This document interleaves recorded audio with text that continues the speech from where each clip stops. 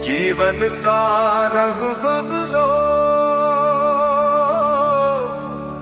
जीने का ढंग बदलो।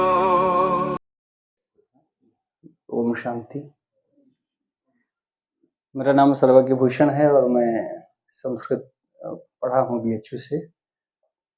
उसके बाद मैं शिक्षक रहा 8 वर्ष तक, सरकारी शिक्षक रहा। इसके बाद मैंने संस्कृत पढ़ानी शुरू की लोगों को, खासकर जो IAS और PCS में संस्कृत लेकर के एक सब्जेक्ट होता था TGT PGT, तो अभी भी मैं वही कर रहा हूँ ऑनलाइन प्लेटफॉर्म संस्कृत गंगा के नाम से। तो जो कि मैं एक यूट्यूबर था और संस्कृत की बहुत सारी चीज़ें पढ़ाता था, तो एक बार सर का वीडियो जिग्नेश भाई का मुझे मिला और मेरे बाबा जी इस प्रकार का वैद्य थे, तो मेरे बाबा जी से मुझे ये मिला था कि कच्चा आहार, फल ज़्यादा लेते थे, व्रत ज़्यादा रहते थे, वो हम लोग नहीं करते थे। यदि बाबा जी कहते थे व्रत रखिए, जैसे हमारे यहाँ एकादशी है, मंगल है, इस तरह का, पर मेरे बाबा जी व्रत पर बड़ा उपवास पर ध्यान देते थे और पूरी लगभग 90-95 वर्ष की आयु उन्होंने पूर्ण स्वस्थ होकर के जिया है। तो वहाँ से और भाई साहब की बातों से बड़ा मैच हो रहा था और संस्कृत पढ़ने के नाते मुझे चरक संहिता, सुश्रुत और इस प्रकार की बहुत सारी चीज़ें जो आयुर्वेद से जुड़ी हुई थी वो भी मैं पढ़ता था। इसके बाद मैंने केवल यूट्यूब से देखा था और चूंकि विद्यार्थी हमारे पास बहुत तरह के लोग आते थे पढ़ने, तो ब्रह्मा कुमारी से जुड़ी हुई कुछ बहनें जो ज़्यादा जुड़ी हुई थी और कुछ इस प्रकार के छात्र आए हमारे संपर्क में जो ब्रह्मा कुमारी के बारे में बताए।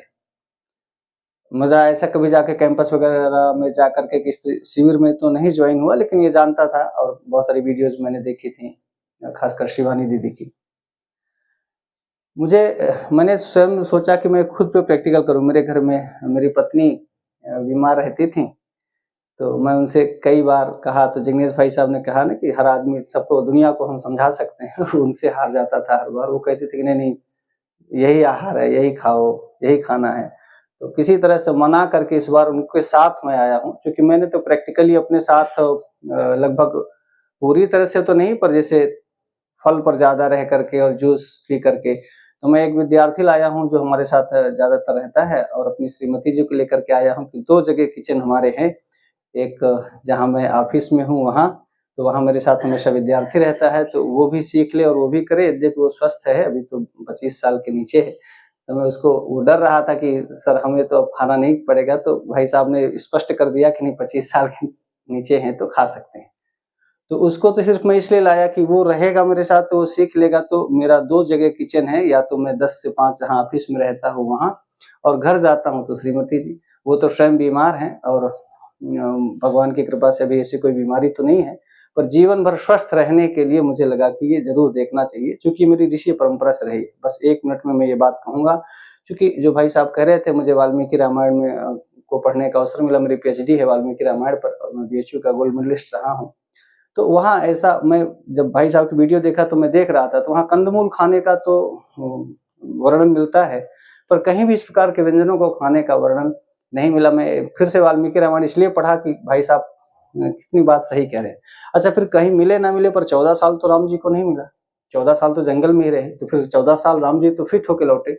तो मुझे इस बात की प्रामाणिकता हुई कि नहीं, बात में दम तो है, क्योंकि 14 वर्ष राम जी साथ में किचन लेकर तो नहीं गए थे, हर जगह जंगल में ही रहे और हर जगह नदी का पानी ही पिया, जो भी भाई साहब बता रहे थे वाटर में, एल्काइन वाटर ही पीते रहे। तो इससे बड़ा प्रमाण मेरे लिए फिर और क्या चाहिए था। तो और मुझे ये भी लगा कि मेरी जो ऋषि परंपरा रही है, चरक रहे हों चाहे सुश्रुत रहे हों, मेरे यहाँ आरण्य ग्रंथ लिखे गए संस्कृत में। आरण्य का मतलब होता है जो जंगल में रह करके लिखे जाए।